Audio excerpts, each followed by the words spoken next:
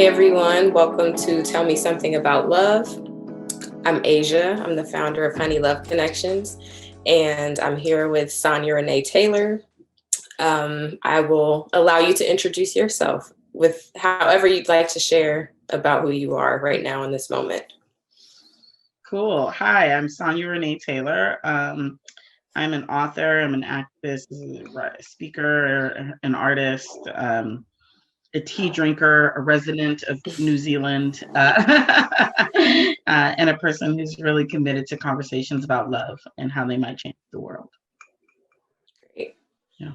Thank you. Thank you for being here. Thank you for that introduction and for your commitment to being in conversations about love. You mentioned being a resident of New Zealand, and just curious about that relationship, about beginning a relationship with a new place and a new residence, and what it's like to have to end a relationship or transition a relationship with another place. Thank you for that question, because it is such a question about love for me. I moved to New Zealand 3 years ago in October of 2017, so almost 4 years. And I moved here. The short is that I moved here to be part of a fellowship for social impact change makers. And the long is that the fellowship came to me after I had fallen in love with New Zealand, and I was like, how do I get here? And then the universe was like, I have a thing for you. And yeah, I came here for the first time in 2009 for a writers festival. And I was smitten. It very much felt like a new relationship. I was like, ooh, who are you? You cute. And I just really enjoyed it, but it was, a brisk romance. We had 10 days together, and then I was off and back to my country. But I never stopped thinking about New Zealand and thinking about how beautiful it was, and thinking about how healing and welcoming and gorgeous the landscape was, and how kind the people seemed, and how good the food was. And I was just like, oh, I like this place. And so I'd always been planning to go back. For some reason or another, I was always planning to go back. And then in 2016, I began considering leaving the United States, like living someplace else. And I was like, okay, I'm considering living someplace else. And so I bought this book called Getting Out, a guide to leaving the US. And started researching countries. And then my birthday was coming up.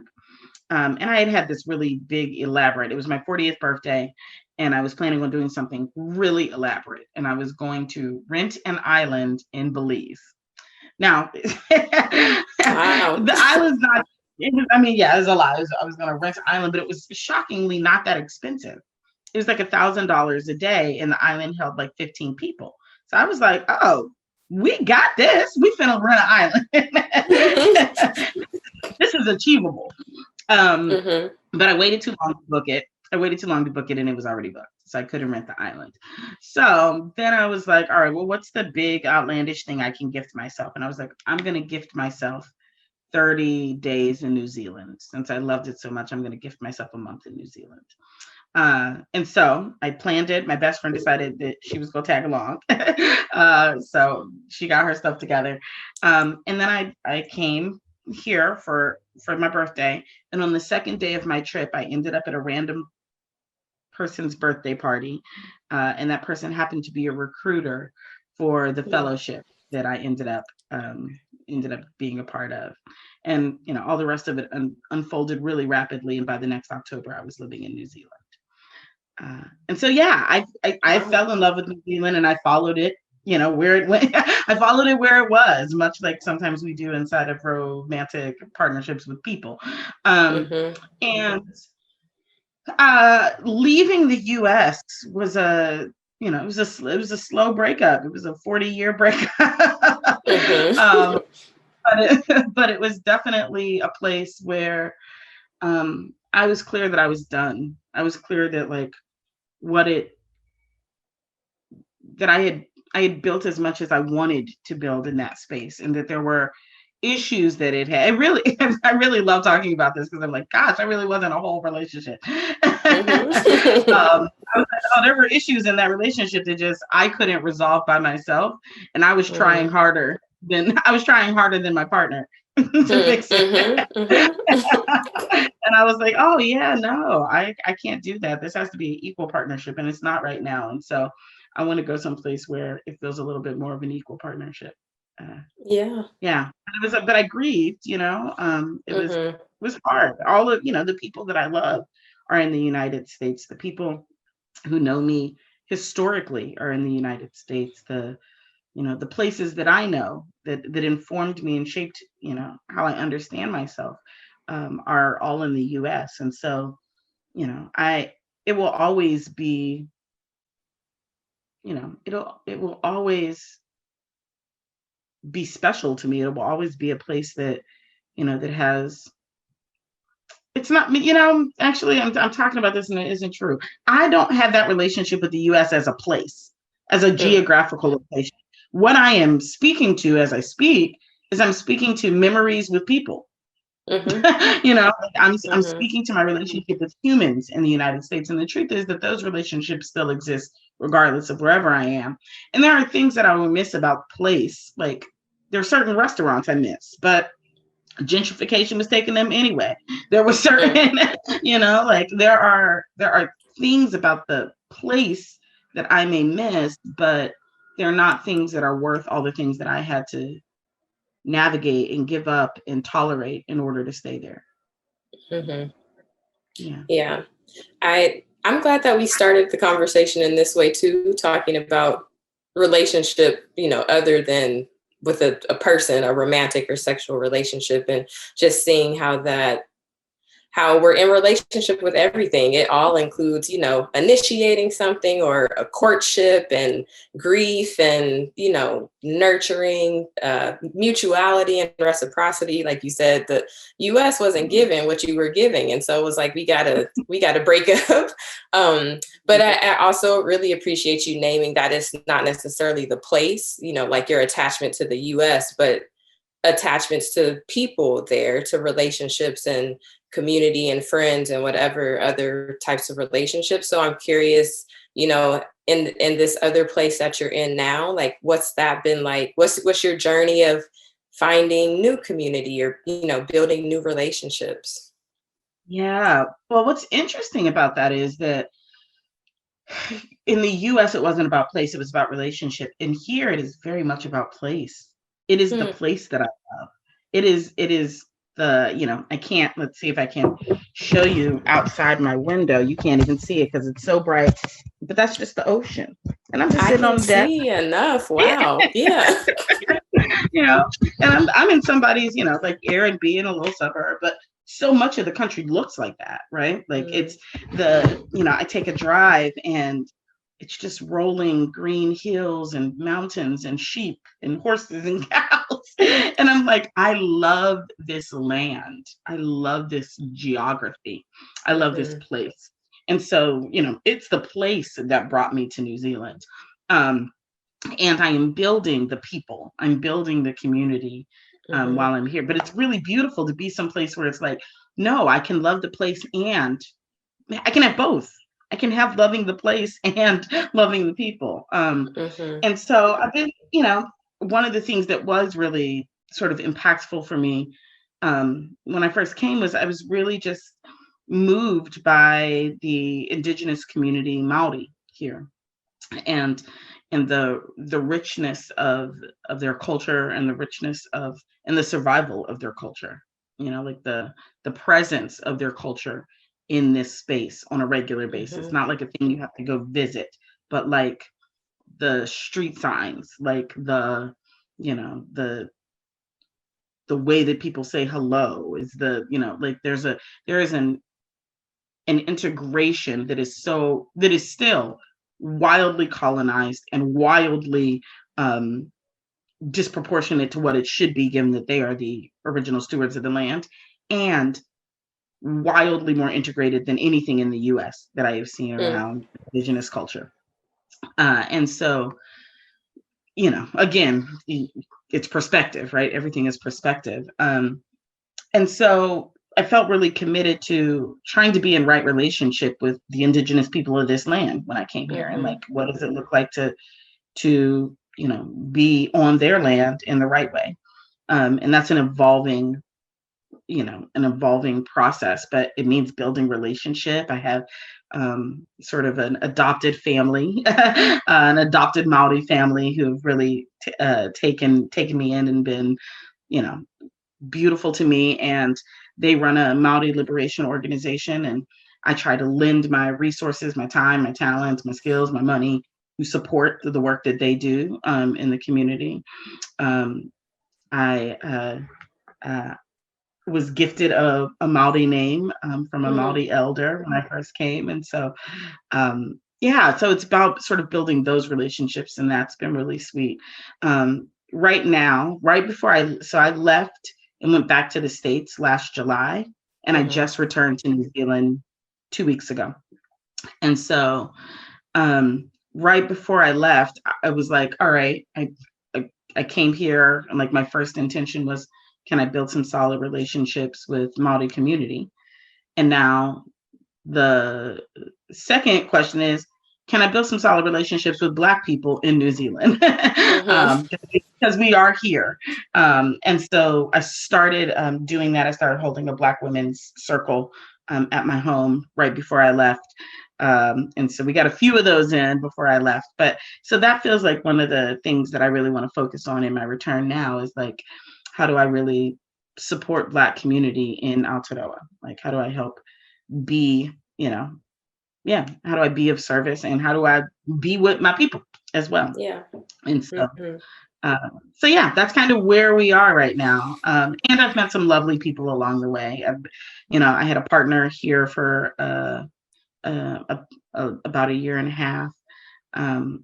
And that was, it was interesting. It was interesting to date a person from and there were things about it that were incredibly beautiful, and there were things about it that were incredibly hard. It was an interracial, intercultural, inter-country relationship. It was, like there were all kinds of things that, were there. And it was also really beautiful to get to see the land through this person who had lived here their whole life. And so, it's already been quite an intense journey. I bet. Yeah, it sounds like it. It sounds beautiful. I mean, just the place is beautiful, and the intention that you're putting into these beginnings and maintaining, relationships and a lifestyle there. I'm curious, as you mentioned, a partner, like where you are in that part of your journey, like as you're building all types of relationships right now, as the person who wrote, a book about radical self-love, like how does that play into, your standards for partnership, your standards for everything, for, building community and friendships and all of that? Yeah. It's, I'm laughing right now that I agreed to have this conversation with you. I should have asked you if there was anything off limits, but I was just like, nothing. Okay. Nothing is off limits at all. I'm just noticing the places where it's like, oh yeah, this is an area of vulnerability for me. But obviously, I believe in divine timing, so I must have been supposed to talk to you. Thank you. Yeah. Radical self-love has been the guiding force in my life. And one of the things that is true about how I learn is I often learn from the outside in. Something comes through me and I give it to the world, but it's for me. And I give it to the world as almost like a placeholder. Like, y'all hold this so that I don't forget about it. And that's been my experience with radical self-love, is like, give this thing to the world that's actually really just for you and your journey, Sonya. But the world is your placeholder. It's the fridge that you're going to pin it on so that you can remember to go back and look at it. And the last year of my life has been how have you embodied this thing you teach? Do you know it intimately? And do you know it? And where are the places in your life where you don't know it yet? Are the places where you're saying some stuff, but you're doing something different? And I definitely, in romantic relationship has been absolutely a place where that has been true. Where I have loved other people in the hopes that they would show me I'm lovable, right? Or it's like, if I give myself over to you, if I take care of you, if I, sacrifice for you, if I try to get you into your best life, like, then am I lovable, right? And it was this, I was like, oh, I'm in romantic relationship to barter my self-worth. And it's like, oh, that's not going to work, because remember, you pinned this thing to your fridge that you said is the way the world should move and is the way that healing can happen. And so we're going to keep redirecting you to the refrigerator, pumpkin. And it's been so it's been this process of shedding. Like, the last year it's had some of the most profound loss that I've ever experienced, concentrated loss. And so much of that loss, that shedding, has been to leave me with me so that I can practice the thing it is I said is liberation, which is radical self-love. And so, that's been really hard. And it's been really hard because I am both a person who, I love love. I love love. I love that warm feeling. I'm a person who loves caring and nurturing people. And, like, I'm a person who loves closeness and intimacy. And so there has been this, historically, this, like, what if I'm never able to share that with anyone? And the redirection has always been, what if you learn to share it with yourself? What if you learn to give yourself the thing you keep trying to give other people? And I feel like I'm just starting to really get that. And so my relationship ended last March. We're almost at a year. And then,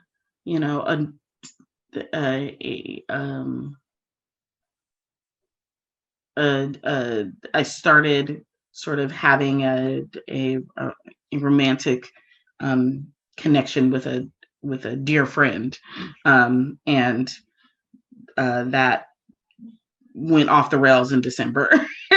And so it was like, oh, I was like, oh, I'm supposed to be by myself for a little bit. And it's like, you're just supposed to, like, focus on you, Sonya. And so I'm doing that, and trusting divine timing. One of the things that I think has really been important for me is, like, where am I trying to make a thing happen versus let a thing happen? And can I just be open to what wants to unfold, and follow the direction that life seems to want to lead me in, rather than, being out front of life with a machete being like, you out of my way, this is where which is a far more, exhausting path to take than just letting life lead me to the path that's already clear. So right. That's the season I'm in right now. I don't know if that answered any of your question, Asha. It did. Can I get into some details though? Is that okay? Yeah, that's fine. Yeah. Okay. I think that a lot of people seem to be going through that right now, like getting the message that, we need to come back to ourselves or give ourselves this thing that we desire from other people. And you said that you're kind of just starting to really get it. Like, what does that really look like or feel like to be in a space of yeah, just allowing, letting life happen.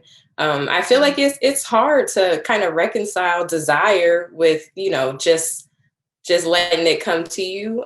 Like it sounds Mhm. good and cute and radical self-lovey, but it can be really difficult, especially when you're a person who like you want relationship, you want love, you feel like you've done a lot of work to like cultivate and bring that experience to yourself. And then it's you Yeah. keep getting that message of like not yet or keep giving it to Yep. you. Like what do you do day to day with that? Yeah. Some days you just cry. Some days you just pout. You just let yourself have your temper tantrum.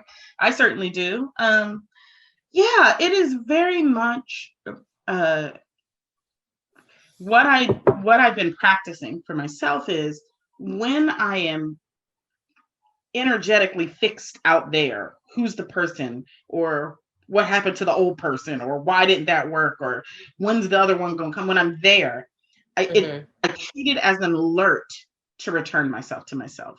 Mm-hmm. So now when that happens, I used to just ruminate in it, right? It was just like, right now I'm just on the 5 hour train about why my relationship went off the rails, right? Mm-hmm. And and now I'm not on a 5 hour train about that, because when that thought pops up, I said, okay, there's that thought. And then I was like, what do I need for me right now, Sonya? And it's like, oh, you need a sandwich. Bitch, you hungry. Like you need a nap. You need to call a friend and go have lunch. You need to cry. You need to just rock yourself and cry, right? And so Mm-hmm. I'm learning that when that thing wants to be external, that it is actually an invitation to get internal. Mm-hmm. Um, and then there are things that like I used to do. I'm a triple Scorpio. I have a stellium in Scorpio. I have 5 placements in Scorpio. Wow. So Okay. I'm at the bottom of the ocean. Like, let's go deep. I want to be. um, it is, intensity and passion is what governs my life, literally. Mm-hmm. And so I can be a person who will put intensity and passion on whatever it is out there. And Mm-hmm. this practice of like, okay, bring it back to me has been really, really beautiful in some places. The Just the other day, I was singing a Luther Vandross song. I was singing "Never Too Much," which is one of my I favorite love songs. that song. It's so beautiful. And usually I'm in it and I'm in fantasy about someone. I'm in fantasy about the person who's on the way. I'm in fantasy about the person that ain't no more. I'm whatever. And in this moment, I was like, oh, what if I sing it to myself? And then inside, I directed the lyrics to myself and I just started crying and singing to myself. And I was like, oh, I just don't want to stop all this love. 1,000 kisses from you is never too much, Sonya. And I Mm-hmm. felt this well of beautiful affection toward myself, Mm-hmm. and I was like, oh, this is God. This is what God is. Like, God is the overwhelming presence of love, right? And I can conjure God, right? And then I was like, oh, Mm-hmm. right. If I can really master that, I mean, I ain't gonna say I won't need people. But I certainly won't be pressed about y'all. Right. So that's how I've been practicing it in practical and tangible ways. Yeah. I love that. Um, yeah, I feel like I'm kind of letting that just take in. I'm taking that Mhm. in too, letting that kind of wash over, Mhm. singing those love songs to yourself and hoping that people like take that into. Um, Yeah. I think that And the idea segues. first, Oh, go ahead. I was like, let me cite my source. The idea first got pitched to me from Prentice Hemphill. Prentice Hemphill was the first person who said that they practiced changing the lyrics of love songs and directing them to themselves. So I'm practicing citing my sources. Thank you for the citation. Shout out to Mhm. Prentice Hemphill. Shout out Prentice.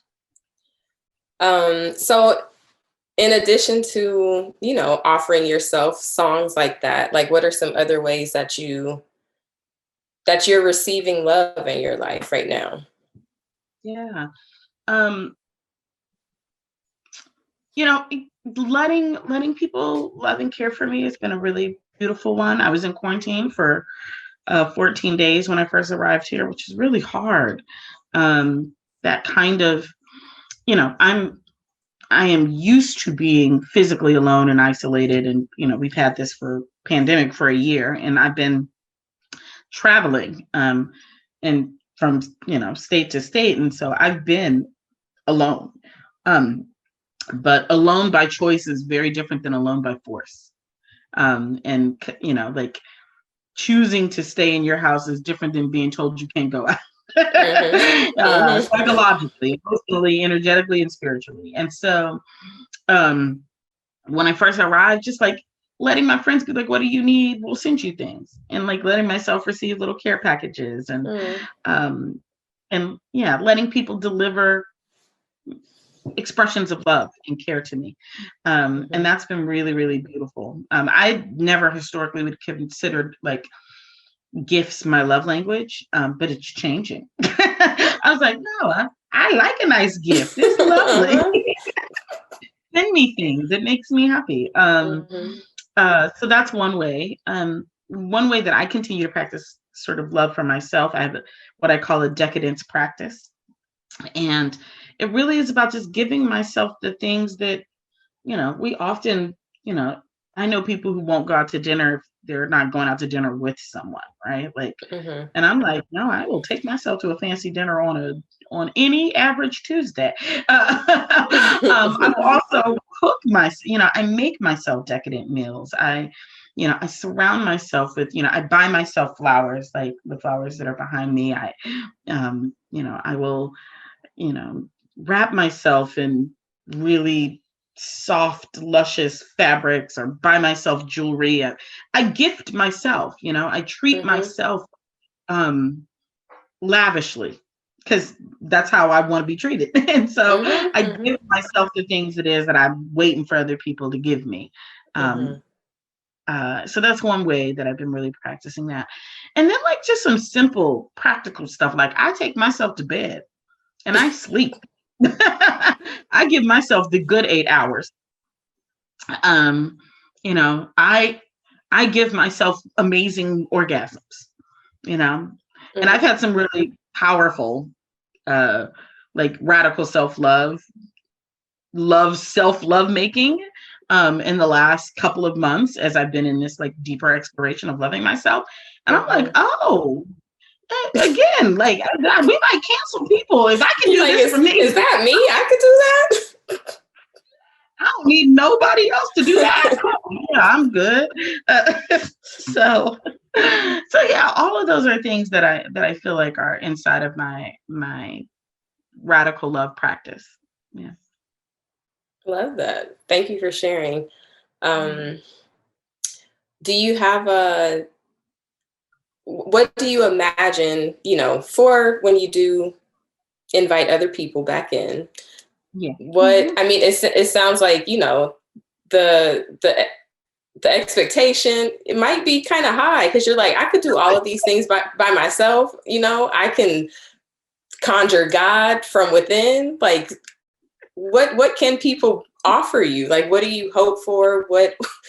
How's that going to work? How's that going to work? I'm making myself undateable. It was just funny. I'm also, I think about things. I was having a conversation with my friend last night who just moved into a house with lots of other people, and it's a lovely house, but there are lots of roommates. And initially she was like, oh, maybe you'll move here. And I was like, yeah, no, I won't. I don't want to live with other people like that.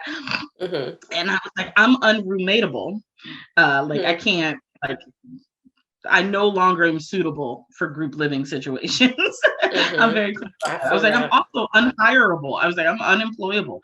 I no longer am a good employee. So I don't know. I might be, canceling myself out of the dating arena. I might be undateable. I don't think that's true though. Because what I need, I'm not looking for a partner I'm no longer looking for a partner to give me what it is I give myself. Right? So what I'm looking for is someone who gives themselves what it is that they need And together we are two full, whole, yummy human beings who really like each other, who think each other are sexy, who enjoy doing some of the same things, who have, fascinating, juicy conversations, who want to geek out about the natural world and the planet and want to see beautiful things. And we do that together. Yeah, what I'm looking for is a companion on the journey, right? Not the orchestrator of the journey. And I think that's really what shifted for me. And so, yeah, the person who shows up will be a person who's like, I like where you're going and I want to go on that ride. Right? Like, let's go there together. That's really what I think it is. My friends are apparently putting together some project that involves finding me, finding me dates. And I was, when my friend Katerina first pitched it to me, I was like, and then I was like, well, you all can't have any worse luck than I've had, so have at it. So we'll see how that goes. Yeah. And that's really sweet. I mean, you said that you were open to receiving gifts and things from friends, and here you go. Here I go. So yeah.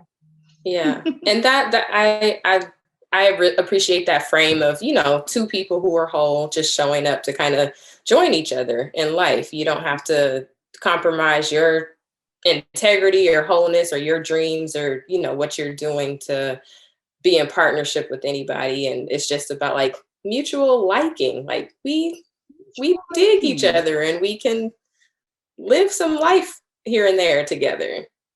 Yeah, exactly. And I think, for me, it's really important because of what you mentioned. Like, I have a very big, full life, a very big, full life. And so if someone is joining me because they're like, from the framework of, you complete me, they're going to be mad because you can't complete me. Right. I'm over here working on what it means to be complete unto myself. And so that can't be the angle by which we're in relationship, but we can be in the angle of relationship that is like, oh, we really enjoy one another. We have a shared language that we want to speak together, right? That it is more fun than speaking it by ourselves, right? And we have some things we'd like to discover together, right? Like there's a journey we want to take together, and that's different than, I'm here to save you from something or give you something you don't have. It's like, oh, we both have what we need, and we just have so much more when we put it together. Right.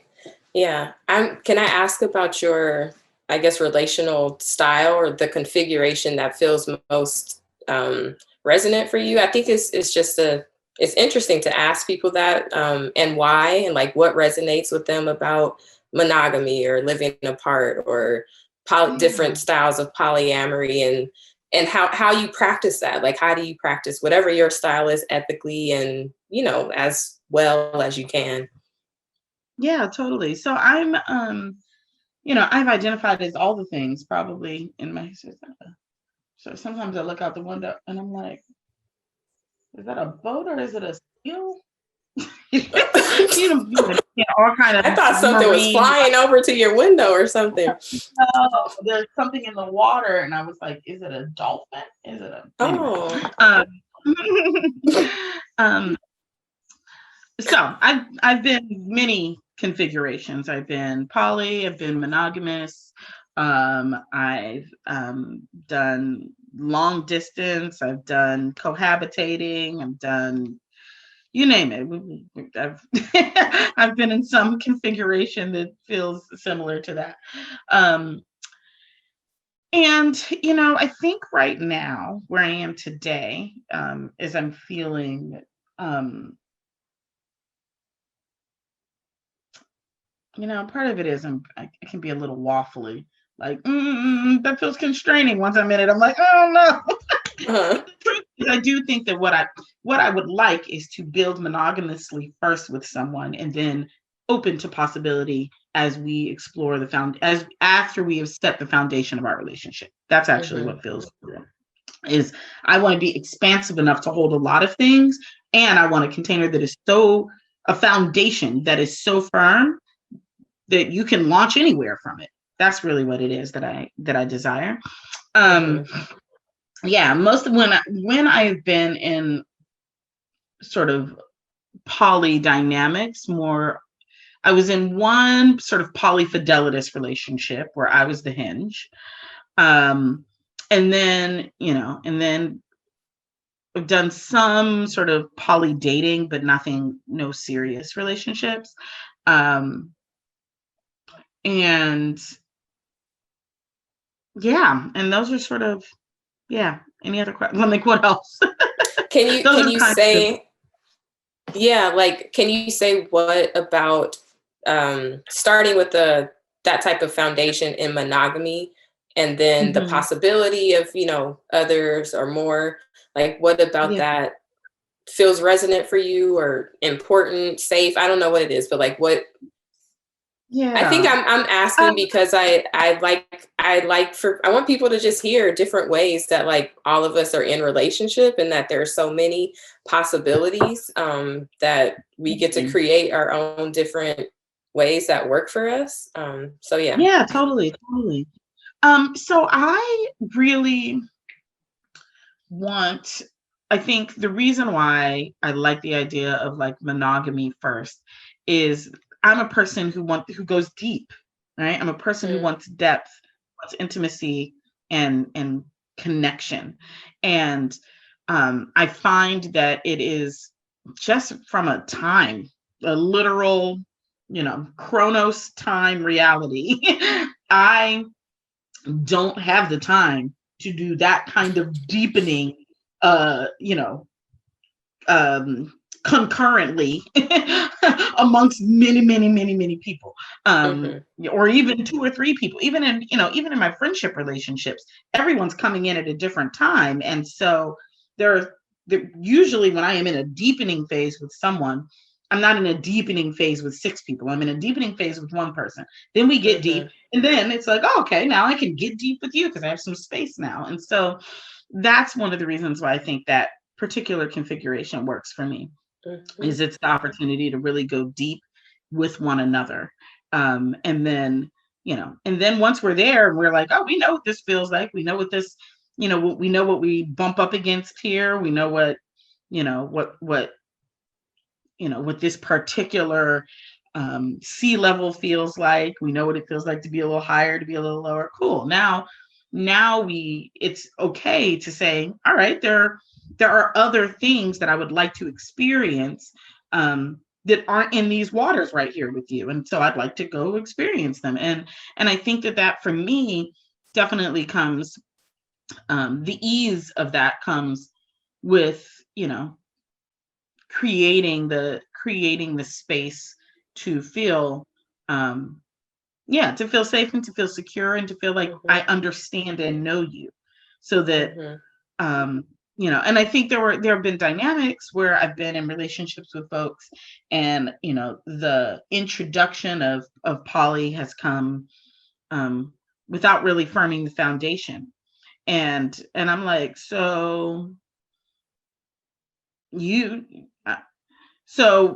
like the way that I experience it is like, so I'm getting like 45% of the fullness of you, and then you want to go give the other 65 to somebody else, or maybe you keep that 65 to yourself, and so now my 45% becomes 20%. So like, again, it's because the relationship itself isn't in its fullest form, and so you're fractioning off energy. And I'm like, no, let's learn how to be in overflow, so whatever it is we give to other people is our overflow. Right. And then nobody has to be in the dynamic feeling in scarcity. Right. And so I think that's why that works for me in the way that it does. In the times where I've practiced sort of poly sort of from the beginning or early on, that kind of thing. And usually for me, it's always because, again, I'm a person who goes deep.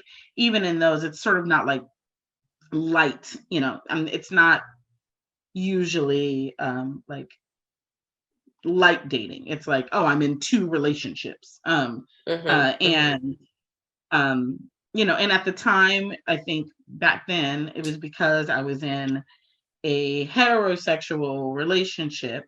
I was in a relationship with a cis man, but I was queer and I miss being with women. And I was like, yeah, I feel like I feel like I'm missing that. And my partner and I talked about it, and so he was okay with with me having that need, that kind of connection met in that space. More often than not these days,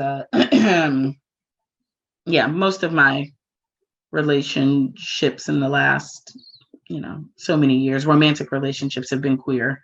And yeah, I don't hang out with the cis men as often as I used to. Got you. I think that seems important though, like that having that foundation so that you can come from a space of overflow, like you said, as opposed to scarcity, like really being able to drop in with somebody and give it your all, if that feels useful for you. Yeah. And also, like you said, you live a really full life, and just practically, like, that makes a lot of sense too.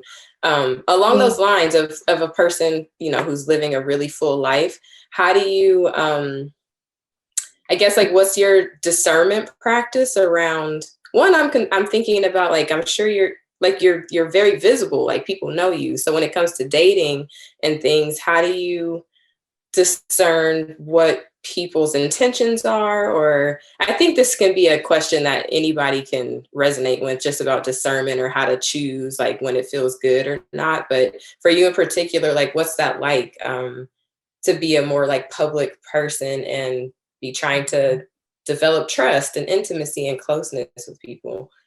Yeah, that's a good question. Before I answer that question, I wanted to go back to a last thought that I had about the last thing we were talking about, which is also part of that, building that foundation for me in my experience of sort of, exploring poly, is like, when am I engaged in poly? When I'm engaged in poly from the place of lack, what I'm really doing is people hoarding, right? It's actually not about the other person. It's not about the genuine, authentic relationship. It's about, how do I make sure that I'm never alone? How do I make sure that that I never have to contend with my own inner whatever? It's about a lack of radical self-love that makes me, again, externalize, gathering as many people as how I know I'm lovable, rather than, again, this idea of giving from overflow. So I just wanted to put a pin in that idea of people hoarding. It's certainly a thing I used to do. And so, in terms of this question about discernment, I mean, I'm in an interesting space, because the level of visibility for me has changed in the last year. I went from, what my friends used to affectionately call fame-ish. Like, if you were in this little niche world, you knew about me. I mean, and that's been true even when I was, making my career as a performance poet. It was like, right, if you were in the slam world, then I had a certain, level of visibility inside of that. But, you only know me otherwise. But it's different. It is different now that there's a different level of visibility, and a different level of reach, that my work has today. And so, I mean, I don't know, because I haven't really been dating in this context right now, right? Like, when my last partner met me, they met me actually on that same trip where I came to New Zealand to visit. Like, we met on that trip and became friends, but I still didn't have any sort of, they didn't have any context for who I was. They were living in New Zealand and I was in the US. So even the work that I was doing was just kind of like, they thought it was cool, but there was not a like celebrity energy inside of that. And yeah, and my, the relationship, there was a friendship that sort of became romantic. They knew me for years. And again, my friends don't Google me because they're my friend. Right? Like, so they're not, they're not checking for me in that way. It's an evolution when they learn about sort of my work or my work in the world, or it's a surprise when there's someplace and someone mentions me who doesn't know that they know me, but mentions me in this way that's like, oh, have you read this book? And they're like, you mean my friend? Right? Like that kind of thing. Mm-hmm. And so I don't have an answer to that specificity. I think what I do have an answer to is like discernment for me is always like I am learning that I can only know how authentic a person is actually for me with the process of time, like actually having to spend time getting to know each other. And where is your interest in my life? Like, where is your interest in who I am? For me, like curiosity, and particularly curiosity outside of the realm of like curiosity that includes, what I do and how I move through the world, but is far deeper than that. That is like, who are you, Sonya? Like, who are you? Mm-hmm. Like that to me is an important sign. People who Mm-hmm. actually show up and are interested in me and interested in Mm-hmm. me over extended period of time. I think folks that are, in my experience, folks who are, like in a rush to know all of you tomorrow, is because they don't plan on being there the day after. Mm-hmm. like that's the experience that I've had. And so, Mm-hmm. yeah, for me, the discernment comes in. Are you willing to take the time to get to know me? And are you genuinely curious? Curious about who I am, curious about the way that I think, curious about what delights me or doesn't delight me. Um, yeah, that's that to me. And is that sustained over a period of time? Yeah. Gotcha. Mm-hmm. I love that. Yeah, curiosity, and that you named the different ways people can be curious.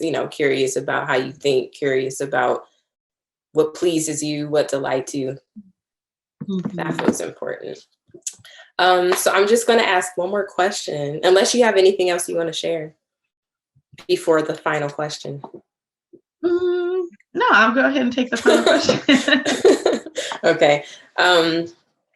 I want to know what you hope for all of us, for Black folks, for queer folks, for disabled folks, for people living at all of these intersections of identities. Like, what do you vision for us in love with ourselves and with each other? What's possible? Yeah, I mean, I really, really, really hope for and vision for us a world where, um, yeah, where whatever connections we have are the outpouring and overflow of the depth of the ways in which we are in relationship with ourselves. And that we, that we throw out, that we discard the messages that the world says about our worthiness of love, because I think so much of the reasons so many of the ways in which we are not met in love is based on the ways in which we still believe what the world has said about what it means to be lovable as a queer person, as a Black person, as a disabled person, as a trans person, as a fat person, as a person in a body that the world says is less valuable. And when we discard those beliefs for ourselves, it really does. It's like moving a boulder out of the way and then seeing a whole vista that you couldn't see before because that boulder was in the way. And so I really want that for us.